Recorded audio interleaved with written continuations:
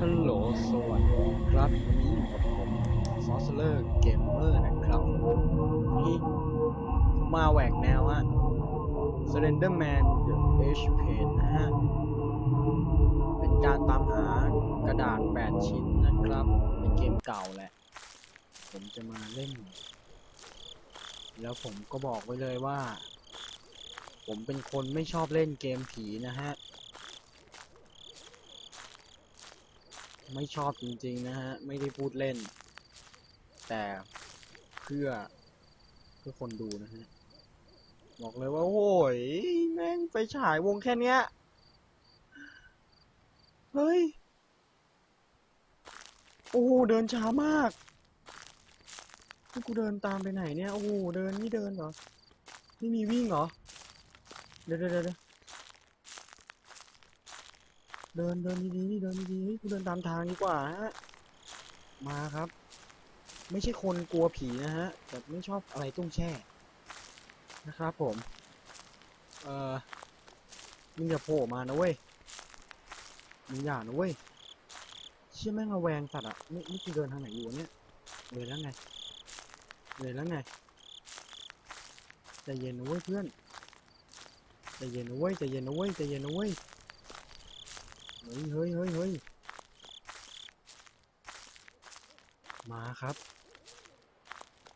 ต้นไม้เต็มไปหมดตรงไหนเป็นตรงไหนวะเนี่ยโอ้โหนี่ดูเหมือนจะให้เราเดินไปทางนี้หรือเปล่านะฮะอย่าเพิ่งโผล่มานะเว้ยเฮ้ย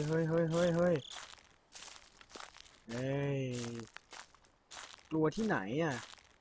ผมได้เฮ้ยเป็นไงมาหรือเปล่าโอ้ยที่ชื่อไม่หวาดเสียวว่ะ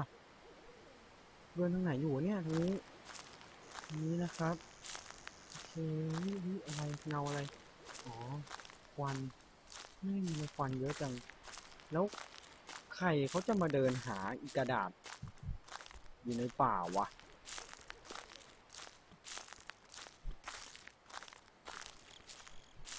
ตอนนี้บรรยากาศวังเวงนะครับ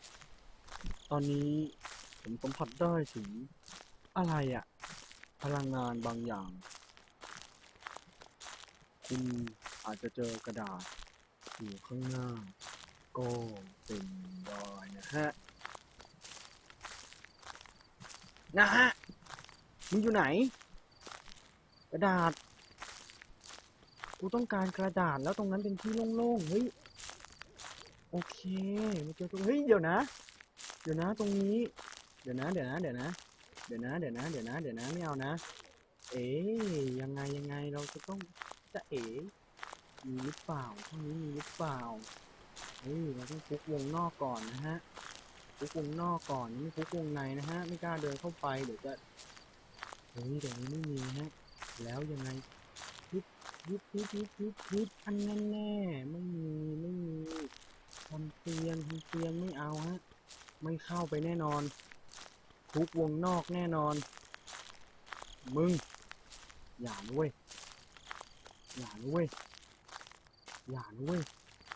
อีสเลนเดอร์ใส่ชุดสูทมึงเรียบร้อยเกินไปละผีห่าอะไรใส่ชุดสูทอย่านะเว้ยกูต่อยจริงๆนะเว้ยเฮ้ยอย่านะเว้ยต่อยนะเว้ยต่อยได้ปะวะเจอบ้านว่ะเจอบ้านว่ะโอ้โหเนี่ยโอเคฮะตอนนี้เราก็เดินมาถึงกระท่อมปลายนาไม่ใช่หรือเปล่าโอเคกระท่อมปลายนานะครับหวังว่ามันจะไม่มาโผล่นะ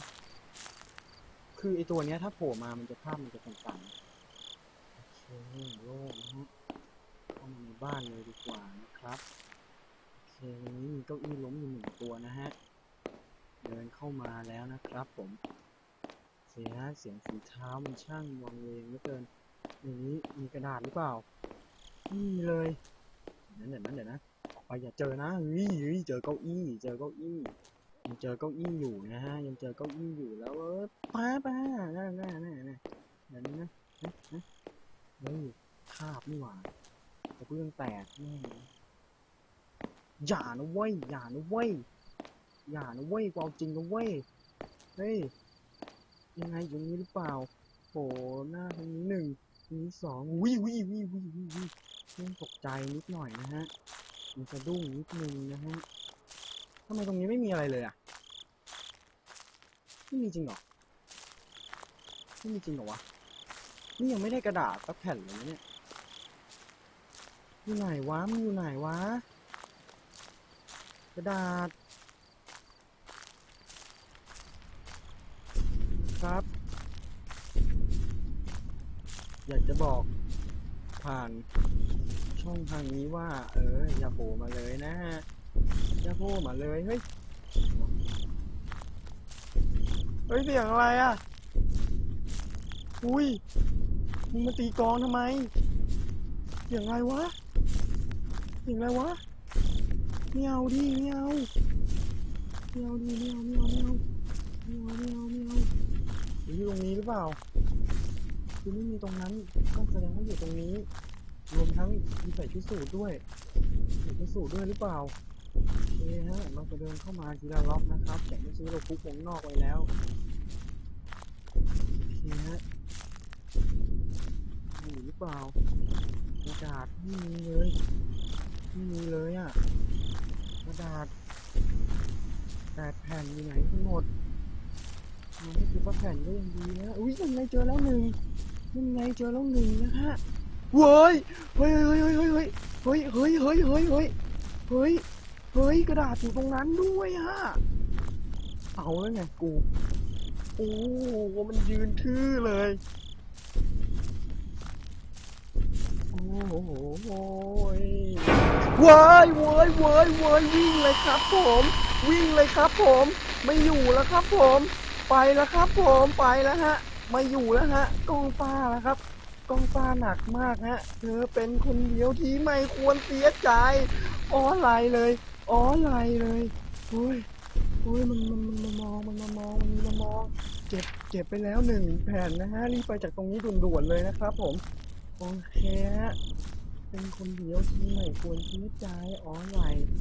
อ๋อไหลอ๋อไหลไปแล้วอ๋อไหลเมื่อกี้กองเฮ้ยเดี๋ยวภาพมันตัดได้ไงวะเดี๋ยวภาพตัดอยู่ข้างหน้าจ้องนานไม่เอาแล้วไม่จ้องไม่ได้ด้วยเดินได้แค่นี้โอ้ยมึงกูต้องยอมเข้าป่าจริงเหรอเนี่ยโอ้ยไม่เลยจริงเลยนะฮะโอเคแล้วเราก็รอดมาได้แล้วนะครับตอนนี้รู้สึกอึดอัดยังไงชอบกลรู้สึกไม่ดีเลยรู้สึกว่ามันวังเวงทำไมมึงไม่พกเพื่อนมาด้วยวะเอาเพื่อนมาด้วยว่าคนเป็นอะไรไปวะโอ้ยข้างหลัง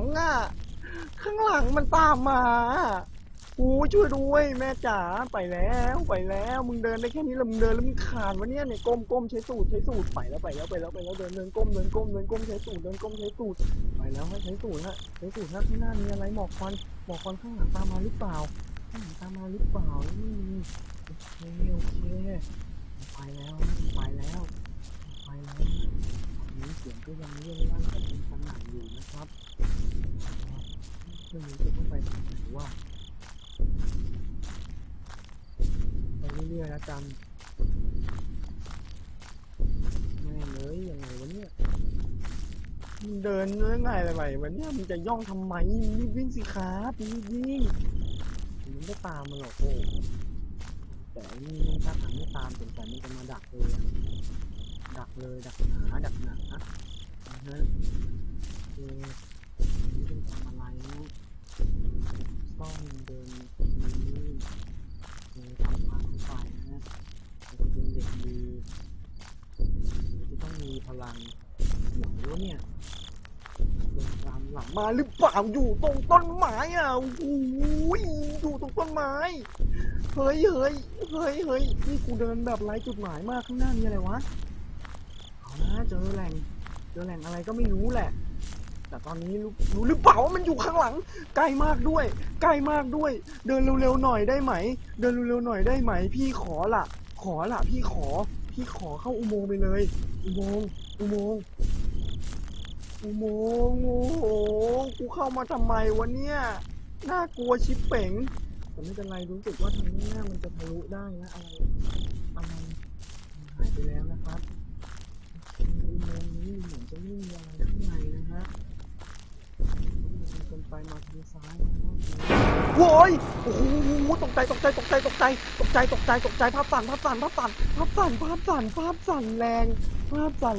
มึงเอ้ยมาตรงนี้ได้ยังไงเนี่ยเฮ้ย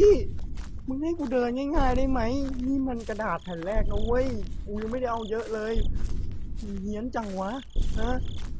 บอกว่ากูสัมผัสได้ไงนะบอกว่าสัมผัสได้ไงตอนนี้มือก็สั่นไปเป็นที่เรียบร้อยเราจะมาเดินหนีจากตรงนี้ดีหรือเปล่าอย่าตามมาได้ไหมอย่าตามมาได้ไหมเอ๊ะเอ๋อยู่หรือเปล่าไม่อยู่นะครับกระดาษก็ดูเหมือนจะไม่มีนะฮะไปโอ้ยมึงอยู่ข้างหน้ากูเลยไปแล้วครับผมไม่อยู่แล้ว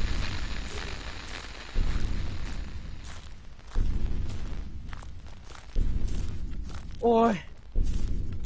นะฮะจังหวะนี้ฮะโอ้โหโอ้ยมีสักต้นไม้ที่มันมีปะวะเฮ้ยอยู่ไหนเฮ้ยภาพสั่นเฮ้ยภาพสั่นเฮ้ยอะไรอะไรอยู่ไหนวะอยู่ไหนโอ้ยมึงมาแล้วโอ้ยเรียบร้อยเออเอไอ้บ้าเอ้ยมึงเอ้ยมึงได้แค่แผ่นแรกเองอ่ะโอ้อะไรวะเนี่ยโอ้ยหาไม่เจอว่ะโอเคฮะสำหรับคลิปนี้ก็ต้องพอเพียงเท่านี้นะครับผมกับเกม Slenderman นะฮะอาจจะไม่มีคนเล่นแล้วนะแต่มันอยู่ในโฟลเดอร์นะก็เลยหยิบมาเล่นก็สำหรับคลิปนี้ก็ได้จบลงเพียงเท่านี้นะโหเหนื่อยว่ะแม่งรู้สึกแบบมือมันเย็นไปหมดทั้งที่อากาศมันก็ร้อนนะโอเคฮะก็ฝากกดติดตาม Channel Sorcerer Gamer ของผมด้วยนะครับผมถ้าจะแชร์ให้หน่อยก็ดีนะครับผมฝากกดไลค์กดแชร์กด Subscribe ด้วยนะฮะสำหรับวันนี้สวัสดีครับผมบ๊ายบาย